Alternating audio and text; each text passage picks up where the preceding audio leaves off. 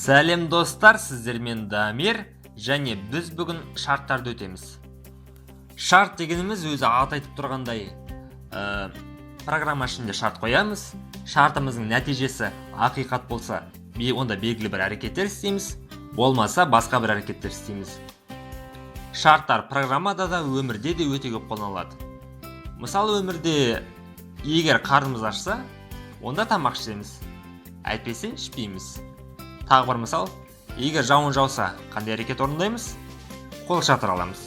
Болмаса, оны алмаймыз деген сияқты. Жазылу форматын бірден мысалдармен көрсетіп берейін. Екі санның үлкен анықтайтын программа жазайық. А айнымалысын ашып оған 5 деп бере салайық. Б айнымалысына 2 деп қояйын. Екеуін үлкен табу үшін ең алдымен егер деп жазамыз. Яғни if егер А үлкен Б-дан болса, қос нүкте қоямыз. Enter басамыз. Программа бізге бірден мынандай шегініс жасап береді. Бұл шегіністі бұзуға болмайды. Яғни бұл жерге жазған әрекеттеріміз мына if-тің әрекеттері, яғни бұл шарттың әрекеттері болып табылады. Осылай болса, print экранға А мәнін шығара салайық. Әйтпесе бізде else деп жазылады. Else, қос нүкте, print B. Бұны экранға шығарайық. Мұнда қараңыздар, 5 A-ның орнына түседі, B 2-ның орнына, 2 B-ның орнына түседі. 5 2-ден үлкен бе? Я, бұл ақиқат. Ол true. True дегеніміз ақиқат деген сөз. Онда print орындалады. Мұна әрекет орындалады. Басқаша жазсақ, мұнда орындарын ауыстырып қойсақ мысалға. Мұнда 3, мұнда 1 болсын, мұнда 2 болсын. 1 2-ден үлкен бе? Жоқ, бұл жалған. Әйтпесе мына вариант орындалады. Print P-ны экранға шығарады. Қосып көрейік программаны.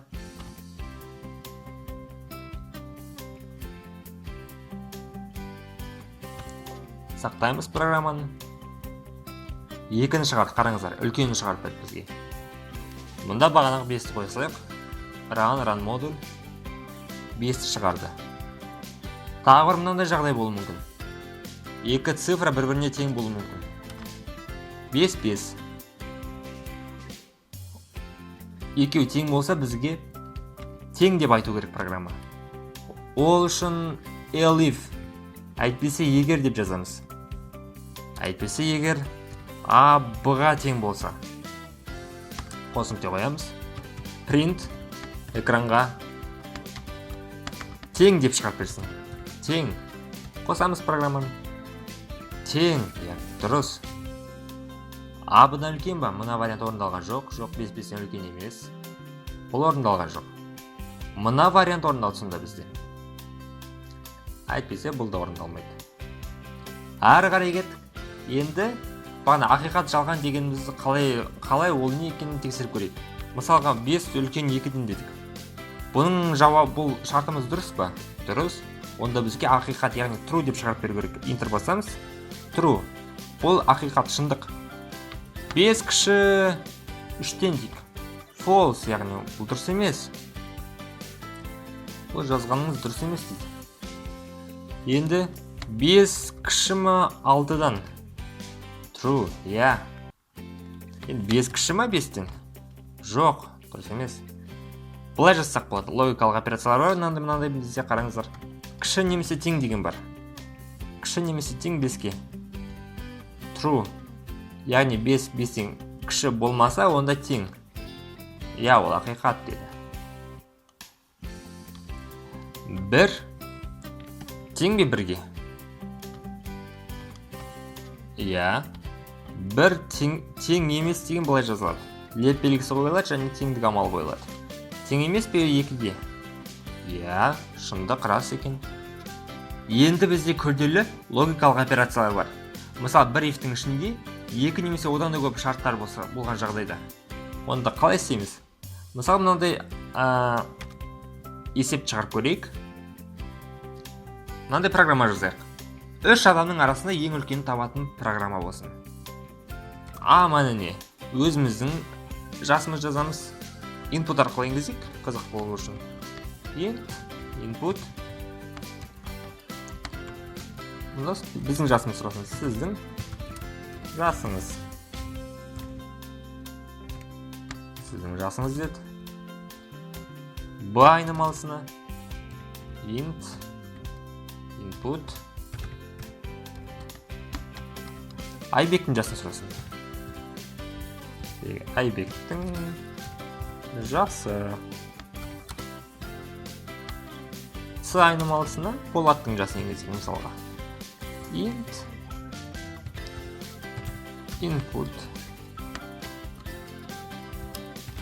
Болаттың жасы.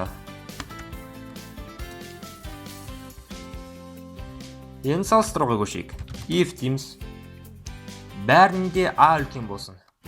А үлкен Б-дан. Мұна қаразы бүйтіп жазуға болмайды. Үлкен С-дан деп жазуға болмайды. Ол үшін былай жазу керек. And амалы қолданылады. Және деген. А Б-дан да үлкен, С-дан да үлкен. Бұл қай кезде орындалады? Яғни мына операция, мына шартымызда және мына шартымызда ақиқат болған жағдайда ғана орындалады. Егер бір жағы ақиқат, бір жағы жалған болса, онда ол орындалмайды. Қазір түсініктірек қылып көрсетіп берем. Программа жазып болған соң. Print экранға А деген біз, яғни сіз үлкенсіз деп шыға берсін. Сіз үлкен.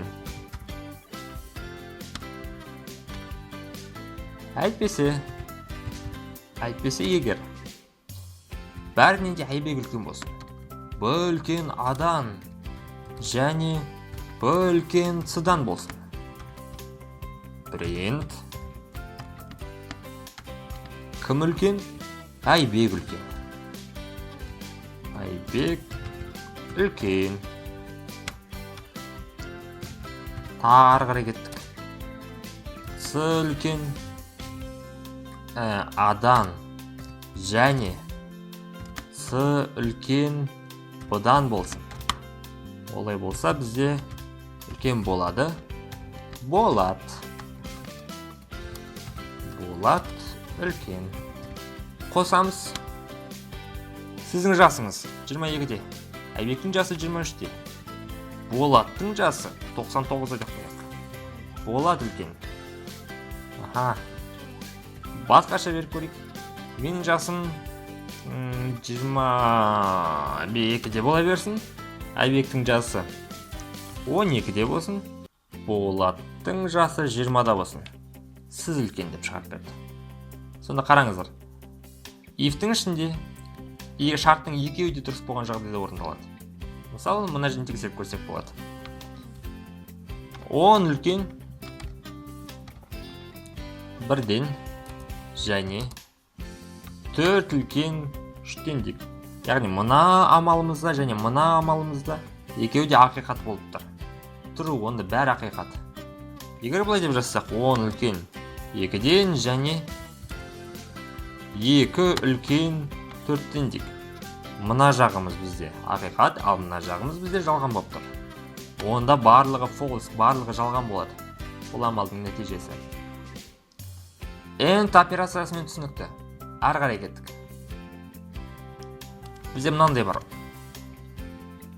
10 үлкен 3-ден немесе, яғни or 5 үлкен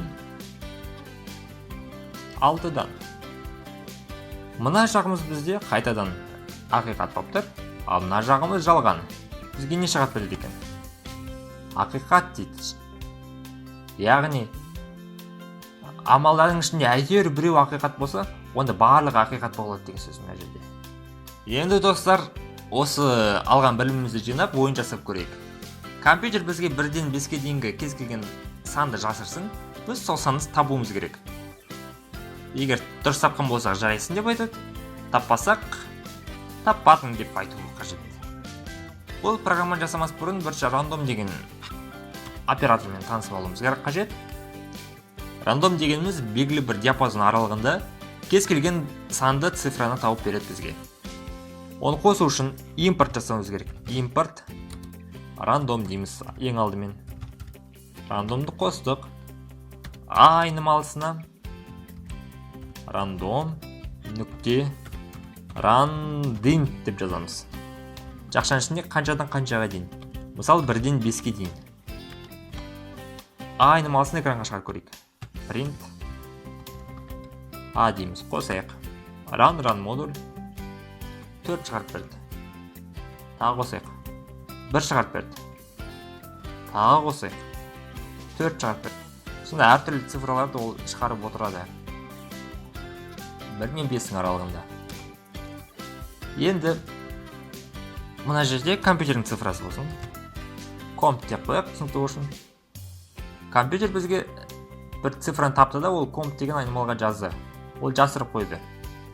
Өзіміз сан енгізейік енді. Нам деген айнымал ашайық та, ішіне енгізейік. Input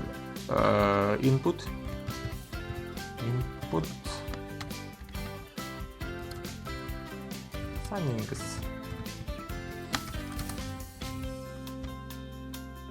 Егер екеу тең болса, яғни компьютердің жасырған сан мен біздің санымыз тең болса, онда бізге айту керек жарайсың деп.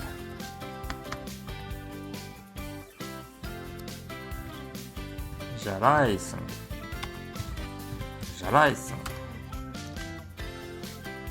Әйтпесе print таппадың.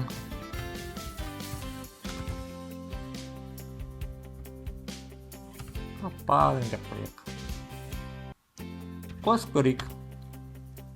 Сан енгіз. 5 таппадың. Тағы көрейік. Сан енгіз 2 таппадың.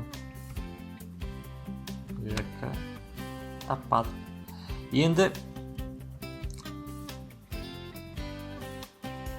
Енді қандай сан ол жасырғанын егер таппаған жағдайда экранға шығарып көрсетіп берсін. Таппадың. Дұрыс жауап.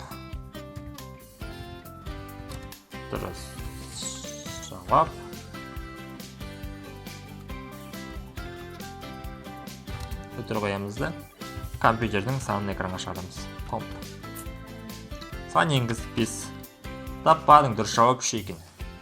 Тағы көрейік. 2. Жарайсың. Таптық.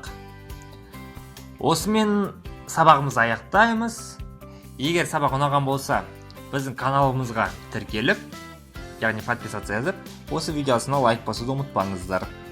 Сау болыңыздар.